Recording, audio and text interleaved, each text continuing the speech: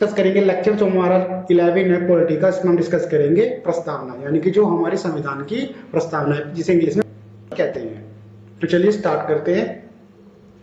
जो प्रस्तावना है वो इस तरीके से है कि हम भारत के लोग भारत को एक संपूर्ण प्रभुत्व संपन्न लिए तथा उसके समस्त नागरिकों को आर्थिक और राजनीतिक न्याय, विचार, अभिव्यक्ति, विश्वास, धर्म और उपासना की स्वतंत्रता, प्रतिष्ठा और अवसर की समता प्राप्त के लिए तथा उन सब में व्यक्तियों की गरिमा और राष्ट्र की एकता और अखंडता सुनिश्चित करने वाली बंधुता बढ़ाने के लिए दृढ़ संकल्प होकर अपनी इस संविधान सभा में आज 20 नवंबर 1949 ईस्वी मिति मार्गशीर्ष शुक्ल संपत्ति संवत 2006 विक्रमी को अतः द्वारा इस संविधान को अंगीकृत अधिनियम और आत्मकृत करते हैं। तो ये हमारे संविधान की प्रस्तावना है। ये कब इसको अंगीकृत और अधिनियमित तो आत्मकृत किया गया था, वो डेट थी 26 नवंबर 1949 को इसको पूरा ये बनकर तैयार हो गया था, जिसमें तभी के तभी जो हमारे 15 अनुच्छेद है वो तभी के तभी लागू कर दिए गए थे। फिर 24 जनवरी 1950 को 285 सदस्यों के हस्ताक्षर द्वारा उस 25 जनवरी को और 26 जनवरी को पूरे देश में हमारा संविधान लागू कर दिया गया। जो 28 ईयर्स आगे चलता है और जो शक संवत है वो 78 ईयर पीछे चलता है। तो प्रस्तावना के जो 1946 को पंडित जवाहरलाल नेहरू द्वारा उद्देशिका प्रस्तुत की जाती है। संविधान निर्माताओं के ये मन का दर्पण था। जनता की भावनाएं, आकांक्षाएं सूक्ष्म रूप से इसमें समाविष्ट थी। संविधान विदों ने उद्देशिका को संविधान की आत्मा मानते हैं। तो ये पूछा जाता है अक्सर क्वेश्चन में कि जो संविधान विद ने किसको संविधान की आत्मा माना है, तो वो उद्देशिका को माना है। प्रस्तावना हमारे दीर्घकालिक सपनों का विचार है। ये किसने कहा था? ये कहा था अल्लादी कृष्ण स्वामी अय्यर ने। ये क्वेश्चन स्टेटमेंट आपको कभी कभी एग्जाम में दे दिए जाते हैं और पूछते हैं कि स्टेटमेंट किसका है।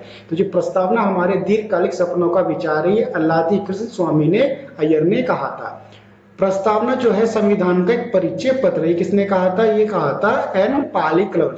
तो ये याद रखना कि पैसे परिचय और पैसे पालिकल।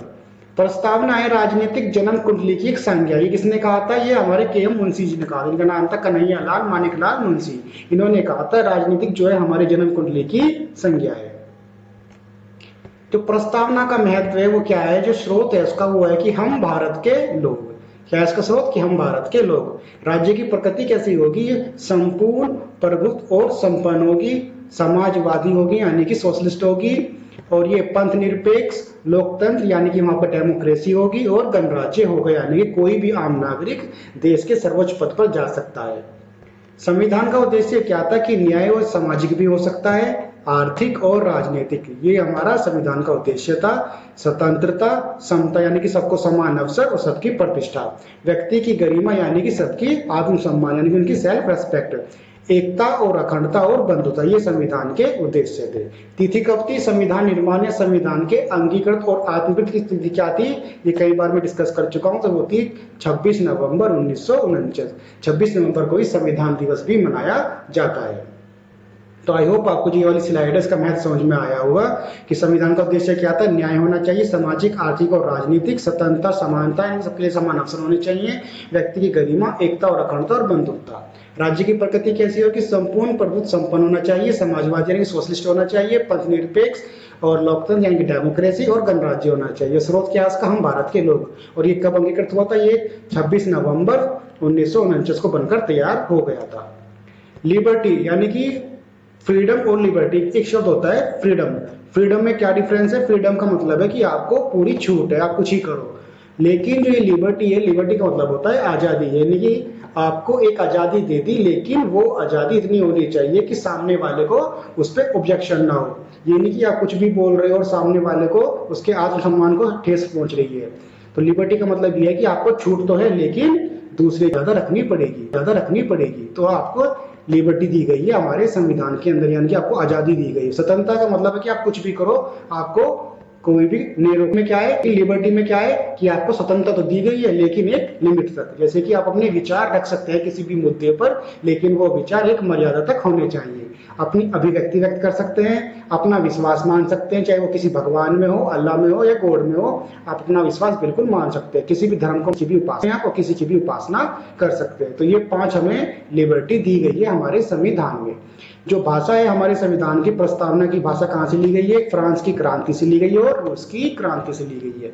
फ्रांस की क्रांति से जो शब्द लिए गए हैं वो स्वतंत्रता, समता और बंधुत्वता, इन 3 शब्द पे जो फ्रांस एक नेशनल सॉन्ग भी बनाया हुआ है।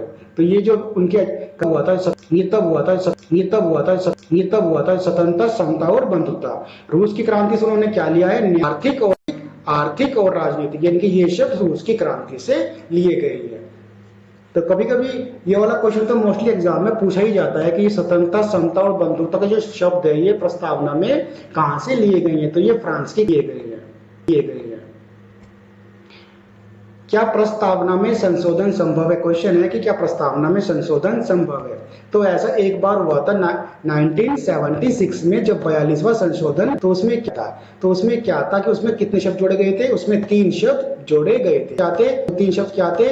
समाजवादी, पंथ निरपेक्षता और अखंडता। कभी कभी क्वेश्चन दे दिया जाता है कि संविधान जो प्रस्तावना में चेंज हुआ था वो कब हुआ था? तो एक बार हुआ था 1976 में, 42वां संविधान संशोधन था। कितने शब्द जोड़े गए थे? 3 शब्द जोड़े गए थे, समाजवादी, पंथ निरपेक्षता और अखंडता। क्या प्रस्तावना संविधान का अंग है? ये 2 तरीके से हम डिस्कस कर सकते हैं, एक बार नहीं और एक बार हाँ। नहीं मतलब जो बेरूपारी का वाद हुआ था 1960 में, तब हमने उसको मना कर दिया था, प्रस्तावना संविधान का अंग नहीं है। लेकिन जब ये केशवानंदी भारती वाला केस आया था, जो मैंने लास्ट लेक्चर में भी डिस्कस किया था, एक केरल के मठ के ये मठवासी थे, यानी कि उनके ये संत थे, तो उन्होंने सुप्रीम कोर्ट में केस किया था। तो वहां पे डिस्कस हुआ था कि आप मूलभूत ढांचे के छोड़कर संविधान में चेंज कर सकते हैं, लेकिन मूलभूत ढांचा जो है उसके अंदर आप चेंज नहीं कर सकते। तो तभी अपना जो थी इसको संविधान का अंग माना गया था। तो यानी कि एक बार इसको माना गया और एक बार इसको नहीं माना गया। तो 1973 में केशवानंदी भारती केस हुआ था, जो 7-6 से ये केशवानंदी भारती केस जीत जाते हैं। यानी कि इसमें 13 लोगों की, यानी कि 13 जजों की पीठ बैठी थी, यानी कि सबसे बड़ी एक पीठ थी जो इस केस के अंदर बैठी थी। इसमें 13 जज बैठे थे और ये 7-6 से फेवर में गया था केशवानंदी भारती के। होमवर्क है, संविधान किस तारीख को अंगीकृत हुआ? प्रस्तावना संशोधन किस वर्ष किया गया था? प्रस्तावना संशोधन में कितने शब्द जोड़े गए थे? और केशवानंदी भारती केस किस वर्ष हुआ था? Post your answer in comment section. Next lecture देखने के लिए सब्सक्राइब करें e learning school. Thanks for watching.